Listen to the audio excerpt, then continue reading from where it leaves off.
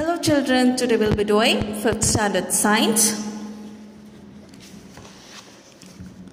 7th chapter, health and diseases. So in this chapter you will be learning about types of diseases, communicable and non-communicable diseases, modes of transmission of communicable diseases, prevention of communicable diseases, deficiency diseases.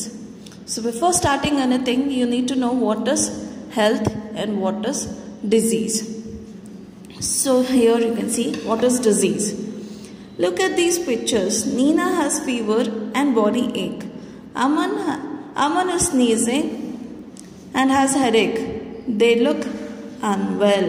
So she has fever and body pains while this person has sneezing and headache. So both are not good for our body. So ಎರಡೂ ಕೂಡ ನಮ್ಮ ಬಾಡಿಗೆ ಒಳ್ಳೆಯದಲ್ಲ. So ನಮ್ಮ ಬಾಡಿಗೆ ಅನ್ಕಂಫರ್ಟಬಲ್ನೆಸ್ನ ತರೋದು, ನಮ್ಮ ಬಾಡಿಗೆ ಟಯರ್ಡ್ನೆಸ್ನ ತರೋದು, ಇಂಥವಕ್ಕೆ ನಾವು ಡಿಸೀಸ್ ಅಂತ ಹೇಳ್ತೇವೆ.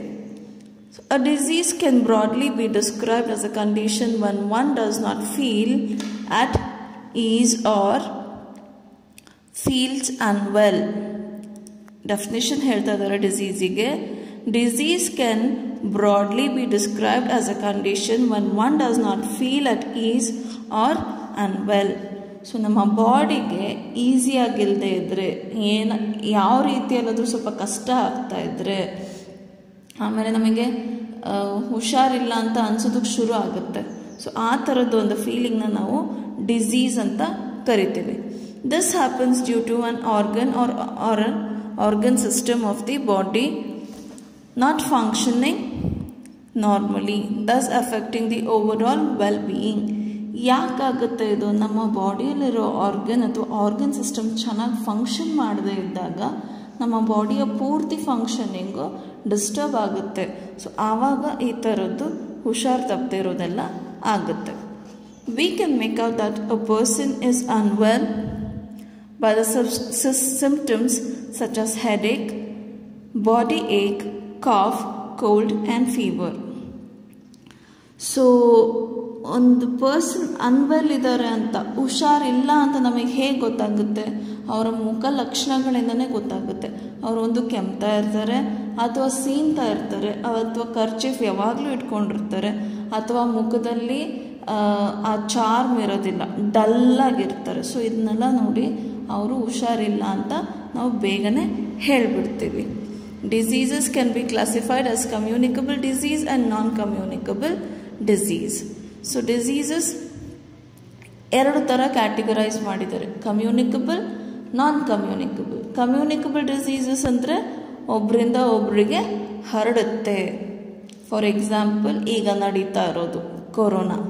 ಸೊ ಈ ಕೊರೋನಾ ಅದು ನಾವು ಸೀನ್ತೀವಲ್ಲ, ನಾವು ಸೀನ್ಬೇಕಾದ್ರೆ ಏನಾಗುತ್ತೆ, ನಮ್ಮ ಬಾಯಿಂದ ಅಥವಾ ಮೂಗಿಂದ ಸ್ಲೈಟಾಗಿ ನಮ್ಮ ಸಲೈವ ಅಥವಾ ಮ್ಯೂಕಸ್ ಪಾರ್ಟಿಕಲ್ಸು ಬೇರೆಯವ್ರ ಮೇಲೆ ಹೋಗಿದ್ರೆ ಆ ವೈರಸ್ ನಮಗೂ ಅಟ್ಯಾಕ್ ಆಗುತ್ತೆ. ಸೊ ಇದನ್ನು ಕಮ್ಯುನಿಕಬಲ್ ಡಿಸೀಸ್ ಅಂತಾರೆ. ಅದಕ್ಕೋಸ್ಕರ ಲಾಕ್ಡೌನು ಅದೆಲ್ಲ ಮಾಡಿದ್ದು, ಒಬ್ಬರಿಂದ ಒಬ್ಬರಿಗೆ ಹರಡಬಾರ್ದು ಅಂತ.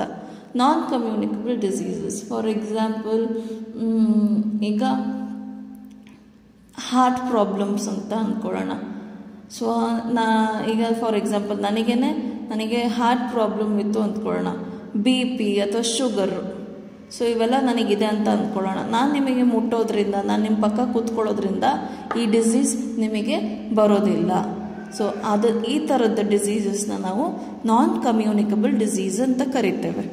Okay, let's move on to the communicable diseases. Diseases that spread from person to another are called communicable disease. ಹೇಳಿದೆ, ಒಬ್ಬರಿಂದ ಒಬ್ಬರಿಗೆ ಹರಡುವಂಥದ್ದನ್ನು ಕಮ್ಯುನಿಕಬಲ್ ಡಿಸೀಸ್ ಅಂತ ಹೇಳ್ತಾರೆ. Or infectious diseases. Communicable diseases are caused by very tiny microscopic living organisms called germs or microbes like bacteria, viruses, protozoans and fungi. So in non-communicable diseases ಅಲ್ಲಿ ನಮಗೆ microscopic living organisms ಇಂದ diseases spread ಆಗುತ್ತೆ. ಯಾವ ಥರದ್ದು ಅಂದರೆ bacteria ಇರ್ಬೋದು, virus ಇರ್ಬೋದು, protozoa ಇರ್ಬೋದು ಅಥವಾ ಫಂಗೈ ಇರ್ಬೋದು. ಸೊ ಇವೆಲ್ಲವೂ ಮೈಕ್ರೋ ಆರ್ಗಾನಿಸಮ್ಸಿಂದ ನಮಗೆ ಡಿಸೀಸಸ್ ಸ್ಪ್ರೆಡ್ ಆಗುತ್ತೆ. Malaria, tuberculosis, influenza are some communicable diseases. So ಆವಾಗಲೇ ಹೇಳಿದೆ, ಸೊ ಮಲೇರಿಯಾ ನಮಗೆ ಮಾಸ್ಕಿಟೋಯಿಂದ ಸ್ಪ್ರೆಡ್ ಆಗುತ್ತೆ.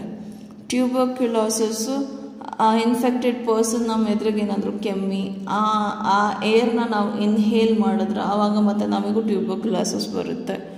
ಸೊ ಈ ಥರ ಇನ್ಫ್ಲೂಯೆನ್ಸಾ ನೋಡಿದಿರಲ್ಲ, ಲೈಫ್ ಬಾಯ್ ಆ್ಯಡಲ್ಲಿ ತೋರಿಸ್ತಾರೆ, flu time no story time ಅಂತ ಹೇಳುತ್ತೆ ಅಜ್ಜಿ. ಸೊ ಹತ್ರ ಬರಬೇಡ, ನಿನಗೂ ಬಂದ್ಬಿಡುತ್ತೆ ಅಂತ. ಓಕೆನಾ, ಇಲ್ಲಿವರೆಗೂ ಅರ್ಥ ಆಯಿತು ಅಲ್ವಾ? ನೆಕ್ಸ್ಟ್ ಕ್ಲಾಸಲ್ಲಿ ಕಂಟಿನ್ಯೂ ಮಾಡೋಣ. ಓಕೆ.